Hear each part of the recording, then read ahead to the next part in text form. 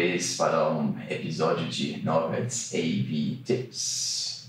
Hoje eu vou falar um pouco sobre o Playback Engine em Pro Tools e o que vocês podem fazer com as diversas opções que estão disponíveis nesse diálogo. Então, vamos lá. Vamos então ver o Playback Engine, que vocês abrem no Setup, Playback Engine. Quais opções que eu tenho? O primeiro campo, Playback Engine em si, eu posso escolher qual interface o Pro Tools vai usar para tocar ou gravar. Vocês podem ver que, por enquanto, eu estou usando o Built-in Line Output do meu Mac, mas, clicando aqui, eu tenho uma lista de todas as interfaces conectadas no meu computador. O próximo setting, Hardware Buffer Size, é muito interessante.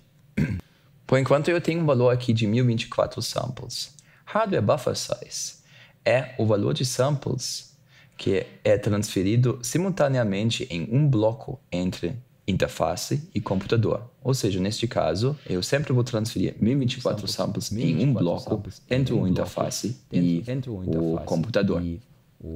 Isso significa que eu tenho basicamente menos trânsito de dados, que deixa meu computador mais livre para fazer outras coisas, como processamento com plugins. Então, a primeira consequência, usando um valor alto, é bom para mixar e para colocar mais plugins.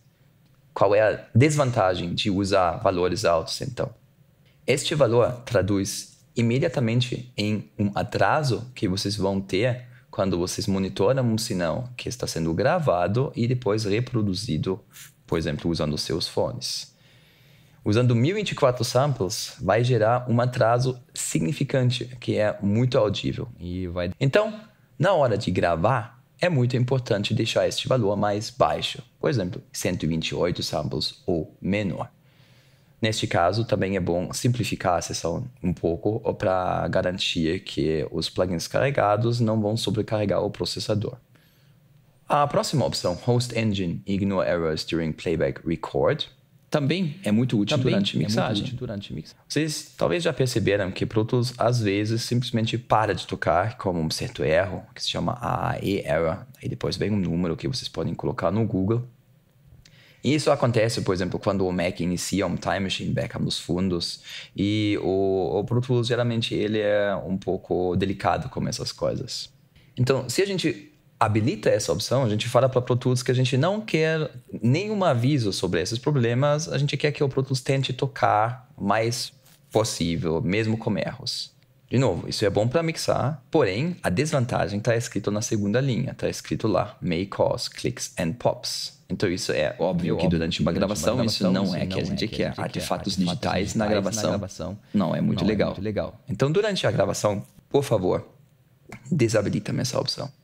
Minimize Additional I/O Latency. E isso eu vou pegar do manual de Pro Tools mesmo. Quando eu habilito a primeira opção, Ignore Errors During Playback Record, Pro Tools requer um buffer adicional para executar essa função. Com Minimize Additional I/O Latency habilitado, eu posso reduzir este buffer para um valor menor. A Avid recomenda que, com computadores um pouco mais antigos, você deveria desabilitar essa opção. Eu vou pular o Dynamic Plugin Processing e vou mostrar ele por último.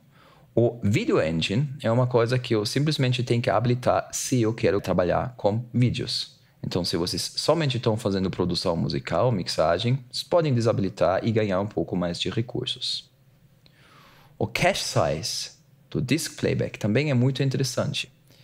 A gente aqui pode escolher um tanto da memória do computador que o Pro Tools vai usar para gravar e reproduzir áudio. Antigamente, áudio foi reproduzido somente do disco. E a gente sabe que memória é muito mais rápido do que um disco. Então, se vocês têm um computador com muita memória, vocês podem reservar um certo tanto para melhorar o desempenho do seu sistema de Pro Tools.